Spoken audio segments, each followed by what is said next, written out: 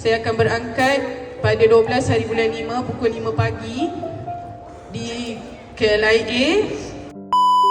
Okey, tahun 456, cikgu nak tanya dulu, awak kenal lagi cikgu? Cikgu harap awak ingatlah, walaupun cikgu selalu marah awak masa tahun 1, 2, 3.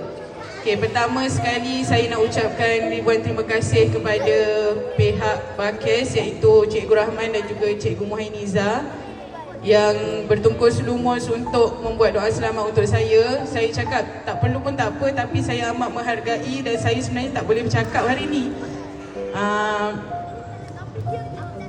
Terima kasih banyak-banyak kepada rakan-rakan guru, terutamanya pihak pentadbir yang menyokong saya selama ni, dan juga rakan-rakan guru sesi pagi, cikgu lelaki dan juga cikgu perempuan yang beri kerjasama yang baik dengan saya sepanjang saya di sekolah walaupun saya sesi petang.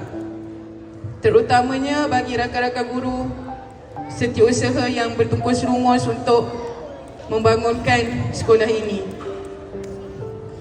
Kedua, saya nak ucapkan terima kasih banyak-banyak kepada semua guru yang memberi sumbangan kepada saya untuk saya pergi ke haji. Saya akan berangkat pada 12 hari bulan 5 pukul 5 pagi di KLIA bersama 5 orang lagi keluarga saya, ibu, ayah, kakak dan juga suami saya, selama 46 hari.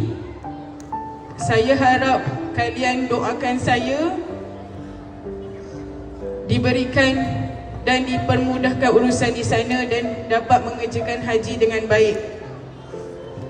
Anak-anak didik saya sekalian, doakan Cikgu Akmal, boleh ya? Okey, saya tak nak ucap panjang, tapi saya nak berterima kasih kepada Cikgu Sapura. Sebab sepanjang saya nak pergi ni, beliau sentiasa tanya saya, Akmal dah siap? Akmal dapat?